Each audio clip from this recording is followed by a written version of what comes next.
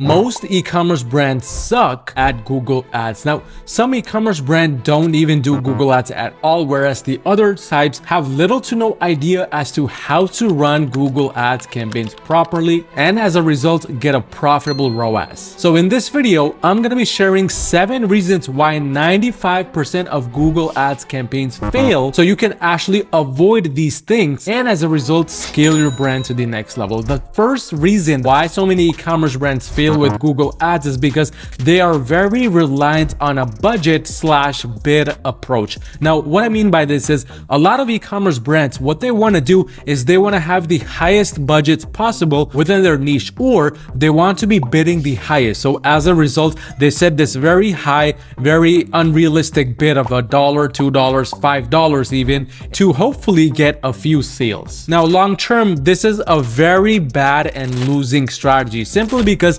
at the end of the day, you're always going to be competing on your budgets or your bids. There is no sort of base or foundation for your ads to perform well besides that bid level or besides that budget. So let's say, for example, tomorrow you also start running TikTok ads and you need to allocate some of your budget from Google onto TikTok. Well, now, because your ad account is pretty accustomed to spending the most amount of money possible to get a sale, the moment you lower your ad spend or the moment you lower your bid, your ad account just plunges down into the eternal world and the ROAS just never comes back on track. So the fairly simple solution here is to stop becoming reliant on your bids or your budgets and instead start becoming reliant on your foundation, because no matter how much you spend on Google, at the end of the day, with a strong foundation, you're always going to be able to beat your competitors and at least be scaling profitably. The second most common reason why 95% of Google Ads campaigns fail is because they have conversion tracking issues. A lot of e-commerce brands that I'm talking to, also those brands under my Google Ads agency, Your Marketing,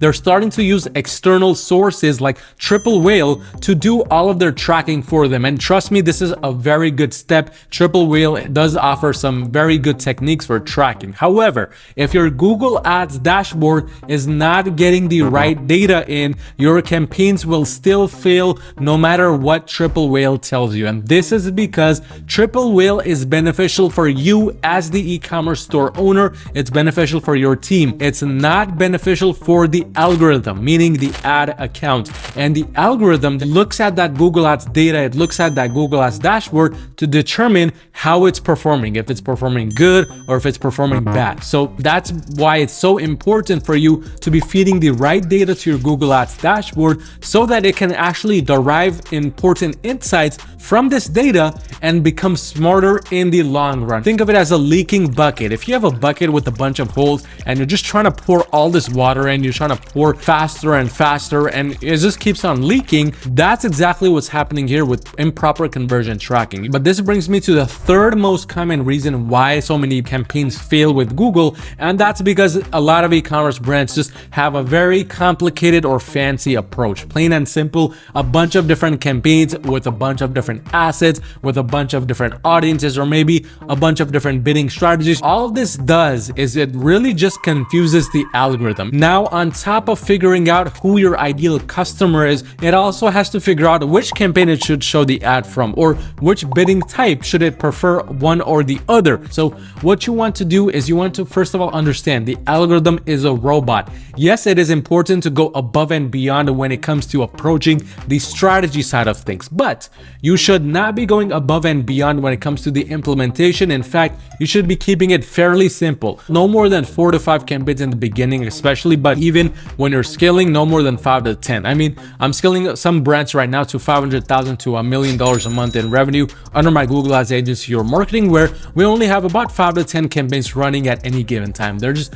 running at fairly high bids. So this brings me to the fourth kind of the reason why so many Google Ads campaigns just fail, and that's because there's just too many restrictions. I mean, a lot of e-commerce owners, what they want to do is they want to spend a certain amount of budget, but they want to get guaranteed results. And sorry to break your bubble, but there's no sort of guarantee with Google Ads. And the moment you start adding a bunch of these restrictions like target ROAS, like very low bids, all you do is you just lower your chances of getting those results that you actually want to get. And setting these restrictions, it's actually like a double-edged sword. It can save you from unprofitability on the bad days, but at the same time, it can make it scaling to the next level very difficult. So you want to kind of take this approach with caution. So the solution here really is to restrict those campaigns running at very high budgets only if you have previous data to support that restriction. So if you set a target ROAS of, let's say, 300%, make sure that that performance max campaign has actually achieved that ROAS percentage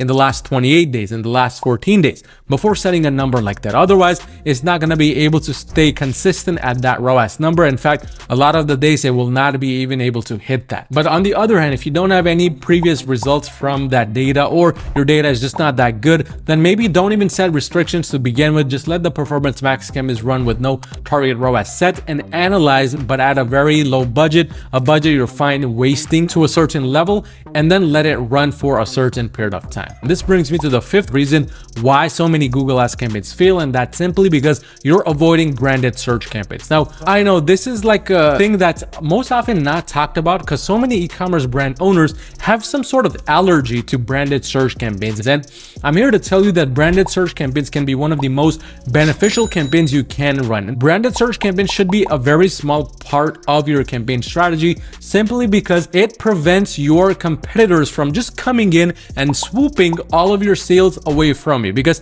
think of it like this. Let's say we're running the e-commerce brand Amazon and our competitor is eBay.